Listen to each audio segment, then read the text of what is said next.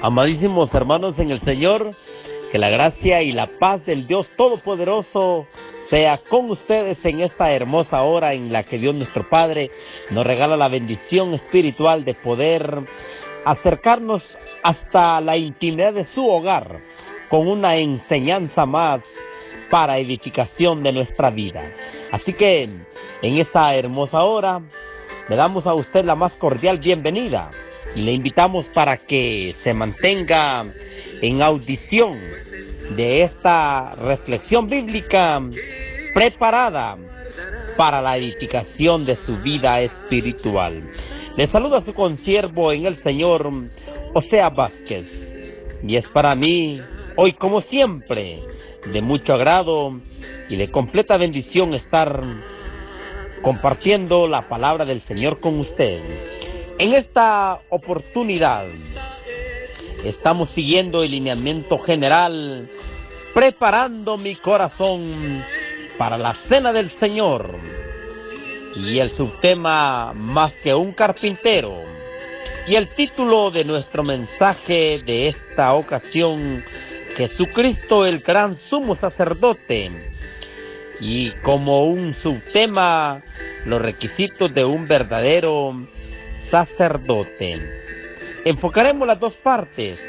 La número 1, Jesucristo el gran sumo sacerdote, y asimismo en la siguiente consideración. Vamos a pedir a nuestro Padre la bendición, asimismo la dirección para la enseñanza bíblica de esta oportunidad. Bendito Padre Celestial que estás en los cielos, alabado, glorificado y bendecido sea tu nombre. Nuevamente, Señor, aquí estamos delante de tu presencia, agradecidos por las bendiciones que nos regalas hasta este momento. Agradecidos, Señor, por concedernos la bendición de poder llegarnos a ti, clamarte, mi Dios, adorarte, glorificarte, y asimismo darte la honra y la gloria. Soberano Padre, gracias te doy en esta hora, y en el nombre de Jesús, nuestro Señor y Salvador, te lo pedimos todo. Amén.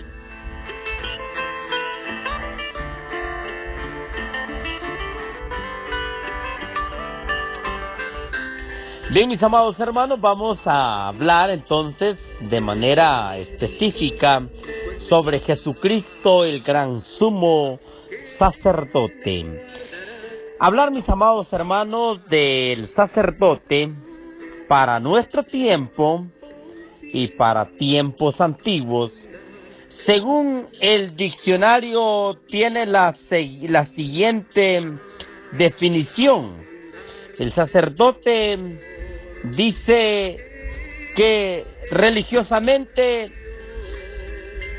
era un hombre que era ordenado para celebrar un evento espiritual. Era el hombre idóneo. Era una persona con autoridad. Y en el tiempo antiguo, cada uno de los sacerdotes se vivió la época del sacerdote augustal, en donde Tiberio era el único para rendir culto divino a Augusto, y a esa época se le llamó el sacerdote augustal.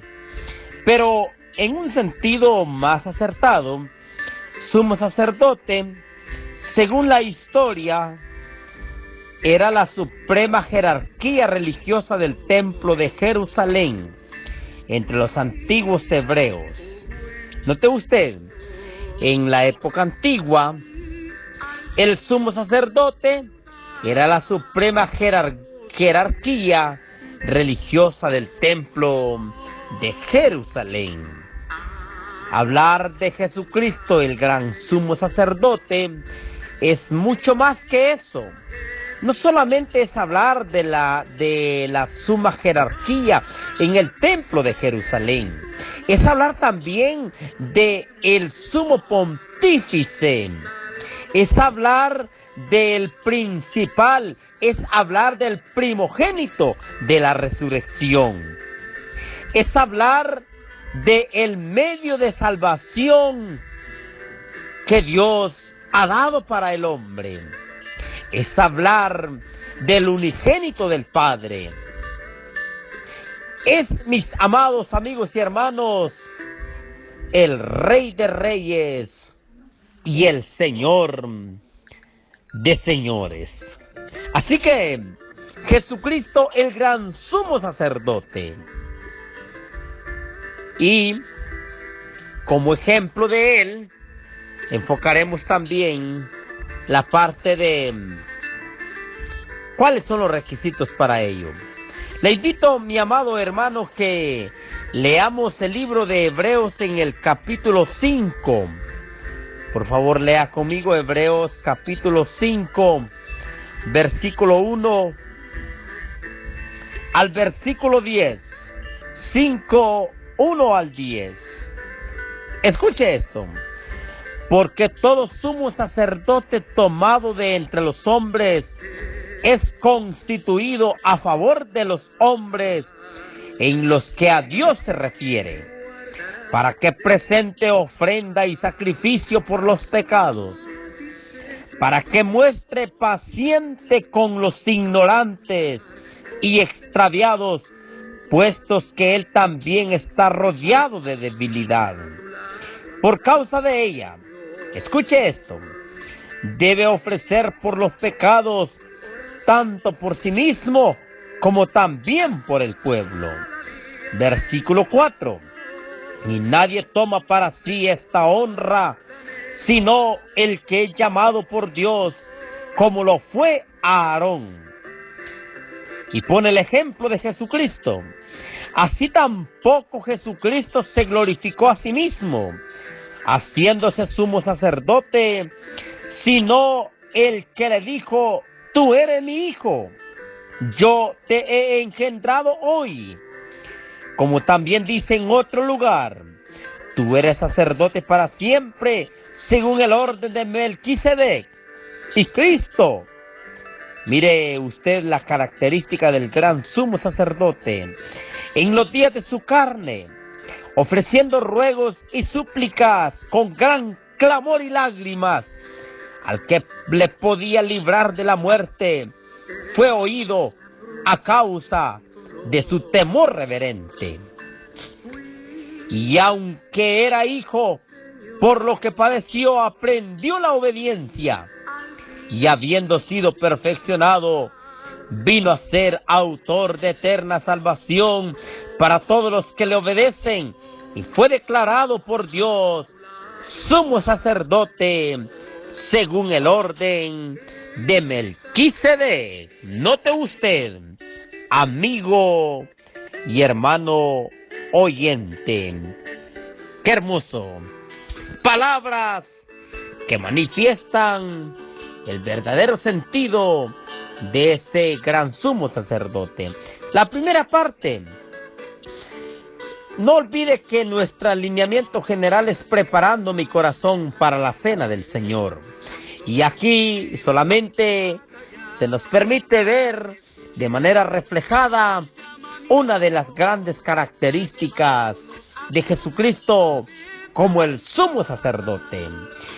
En el tiempo de Jerusalén, en el tiempo de los judíos, el sumo sacerdote era la persona a quien se le daba autoridad, a quien se le daba la potestad para ofrecer holocausto, ofrecer sacrificio en el templo de Jerusalén, según el orden de Melquisedec.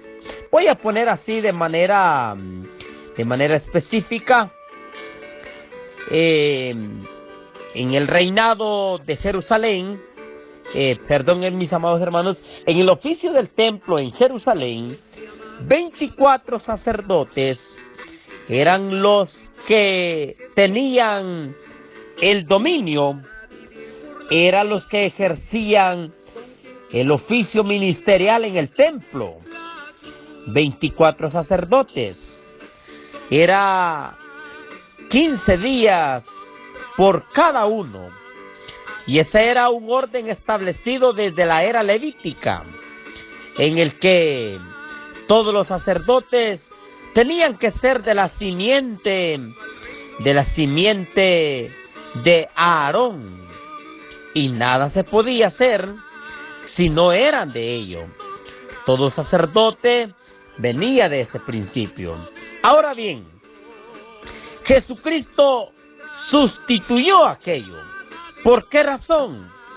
Porque los sacerdotes, dice aquí la Escritura, y pone y hace la separación. Y agrega y dice: porque todo sumo sacerdote tomado de entre los hombres, escuche esto, todo sumo sacerdote tomado de entre los hombres es constituido a favor de los hombres en lo que a Dios se refiere, para que presente ¿qué?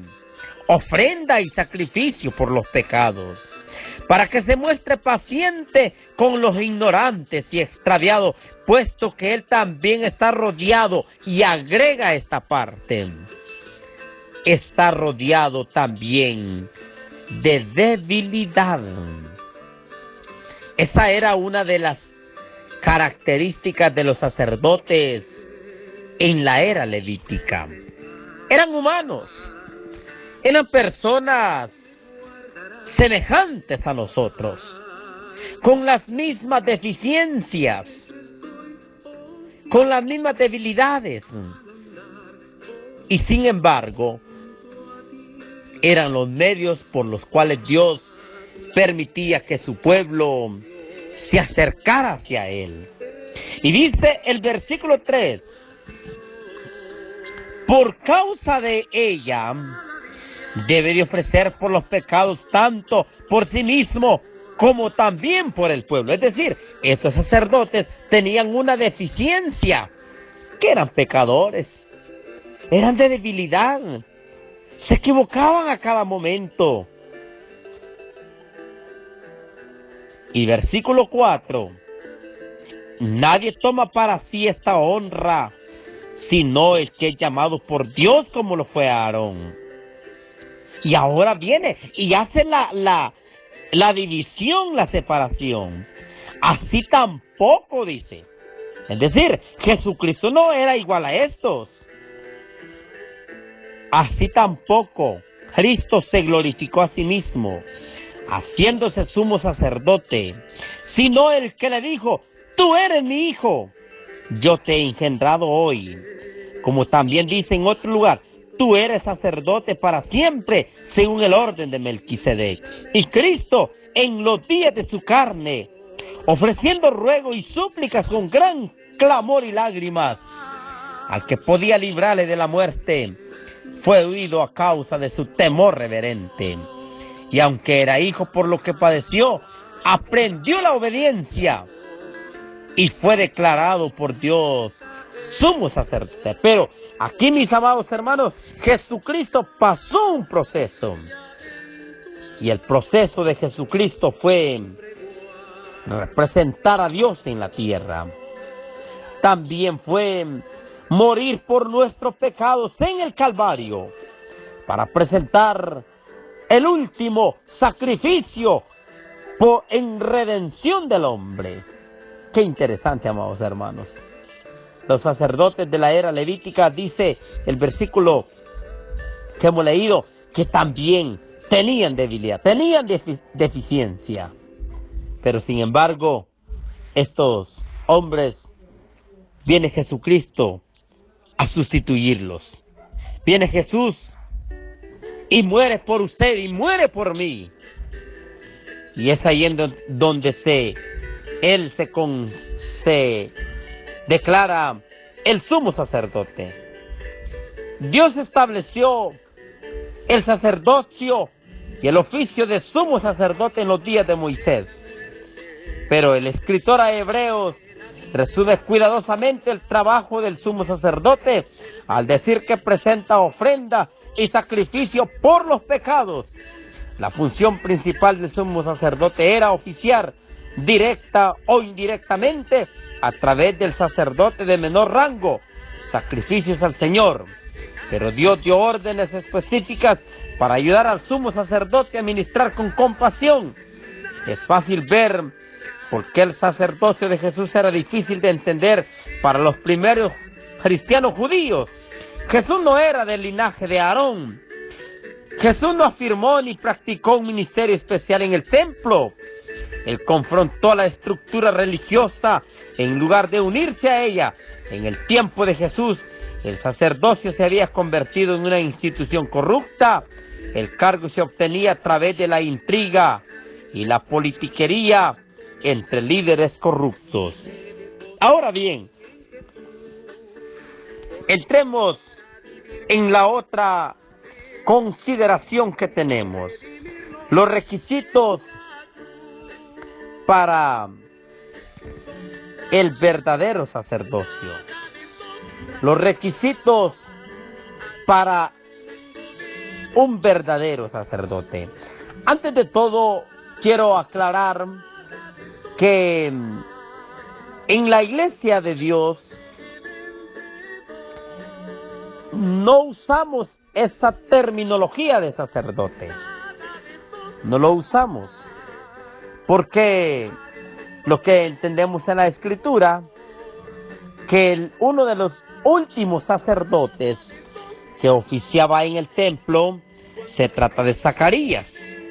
Sin embargo, cuando Jesús muere en el Calvario, pone fin a esa línea sacerdotal. Cuando Jesús muere en el Calvario, ahí caduca aquello. Porque ¿cuál era la función del sacerdote? Que el pecador llegaba, confesaba el pecado y él era el intercesor entre el hombre y Dios. Pero Jesús, al morir en el Calvario, entonces rompe aquella manta, rompe aquella cortina que separaba. Y ahora no necesitamos sacerdotes, amigo y hermano. No necesitamos hombres para ir a confesar el pecado, para ir a confesar la deficiencia. Ya no lo necesitamos, porque ese hombre que está allí es un hombre de repente contrario a la palabra del Señor.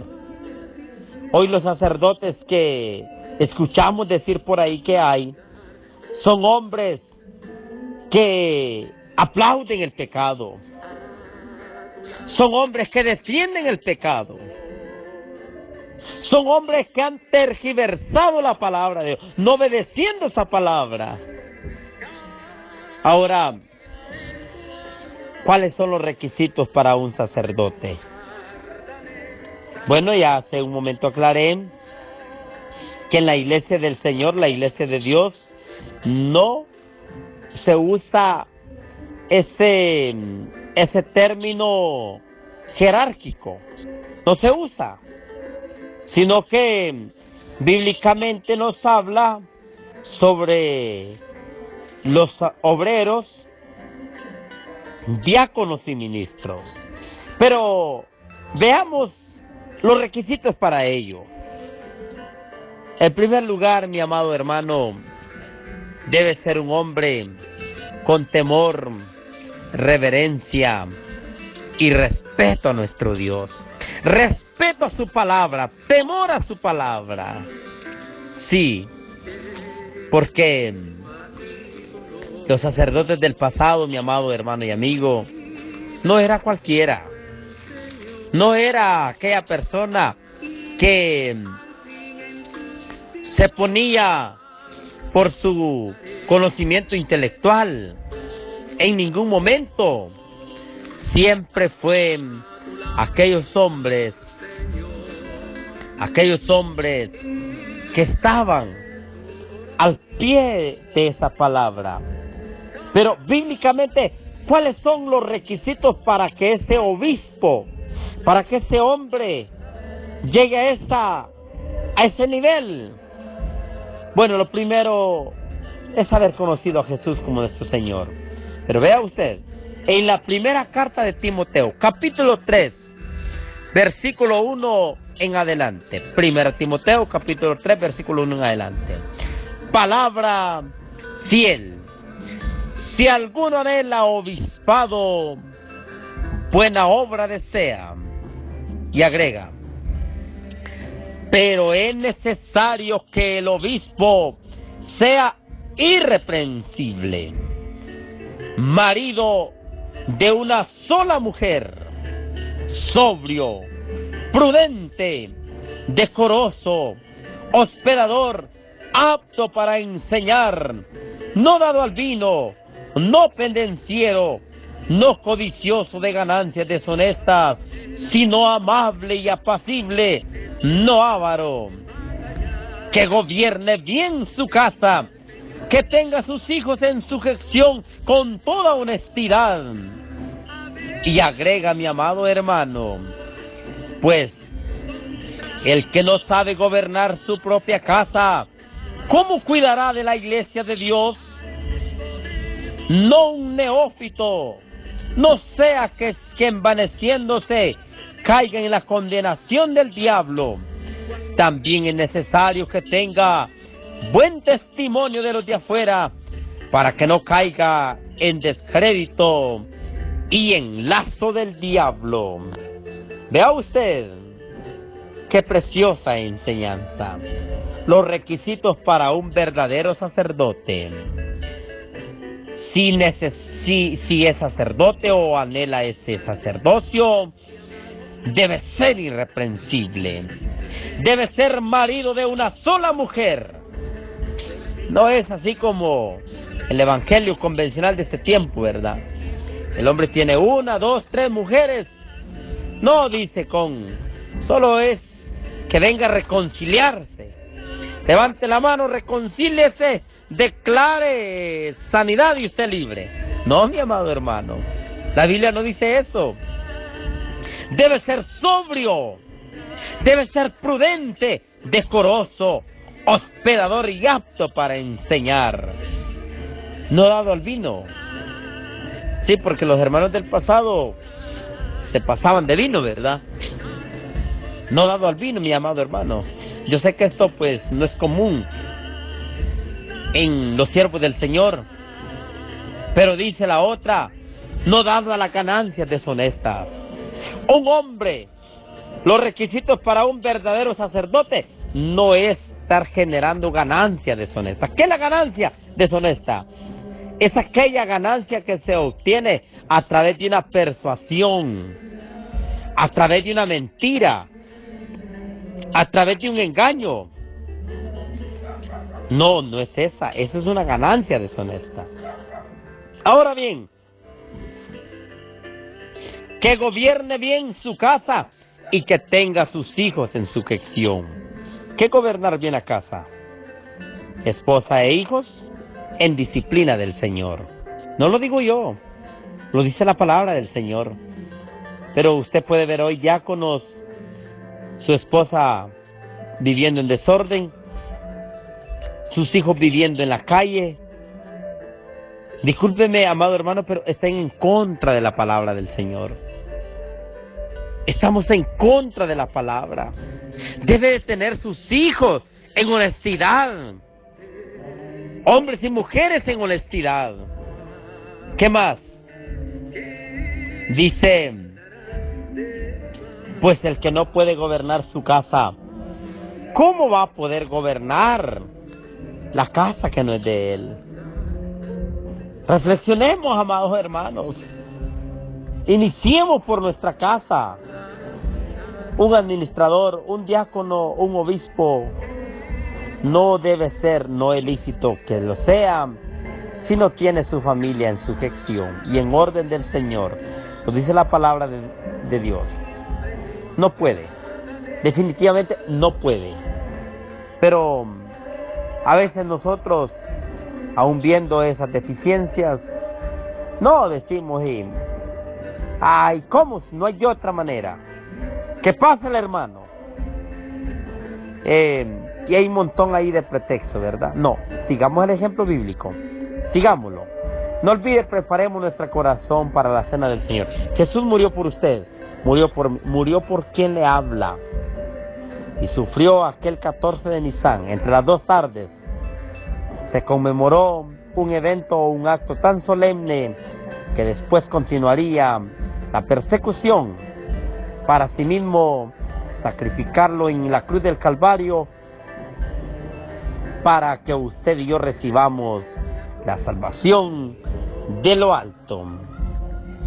Así que esperamos que sirva de edificación para su vida.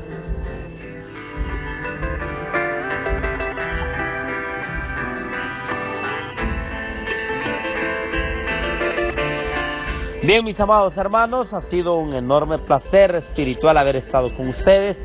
Agradezco a cada uno por nombre y gracias a Dios por esa bendición espiritual que nos ha regalado. Así que esperamos que hasta la próxima audición, si Dios nos lo permite, usted esté con nosotros. Si tiene mayores dudas o inquietudes, abóquese a su servidor o a los administradores de esta plataforma digital para dar respuesta a su inquietud. Mientras tanto, que la gracia y la paz de Dios sea en su vida y en la de su familia.